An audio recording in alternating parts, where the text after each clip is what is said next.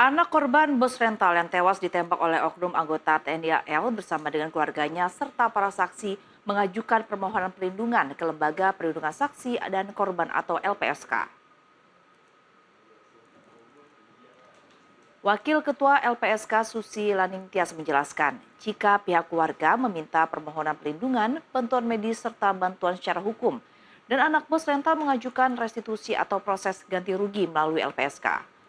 Pihak LPSK pun akan melakukan proses asesmen dan pemulihan psikologis melalui prosedur yang berlaku sebelum menyetujui untuk terus melakukan pendampingan sesuai hasil asesmen nanti. Jadi ada 7 totalnya.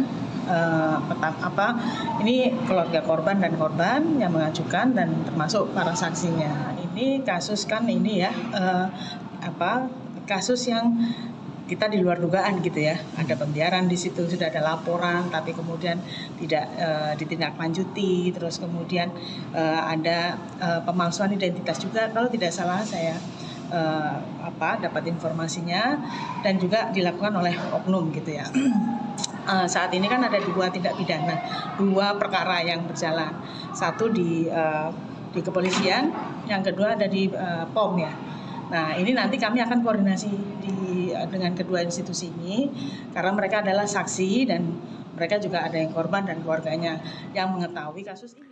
Buntut penolakan pendampingan kasus penembakan bus rental yang tewas di KM 45 Tol Jakarta Merak, Kapolsek Cinangka dicopot dari jabatannya. Tidak hanya Kapolsek, 2 anak buahnya juga ikut dicopot dan masih dalam pemeriksaan Propam.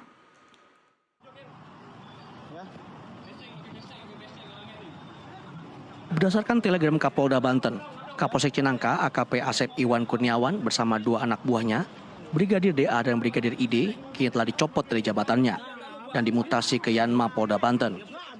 Kabid Humas Polda Banten mengatakan, kasus ini dalam proses pemeriksaan Bid Propam Polda Banten dalam kasus penembakan bus rental di KM 45 Tol Jakarta Merak.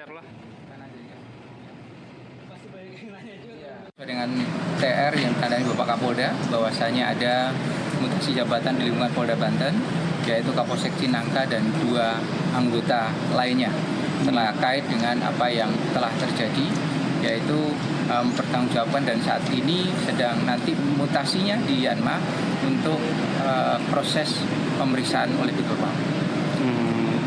Mutasi ke mana tadi Pak? Di Yanma. Di Yanma. Di Yanma Polda Banten dalam rangka pemeriksaan Bid Propam Polda Banten.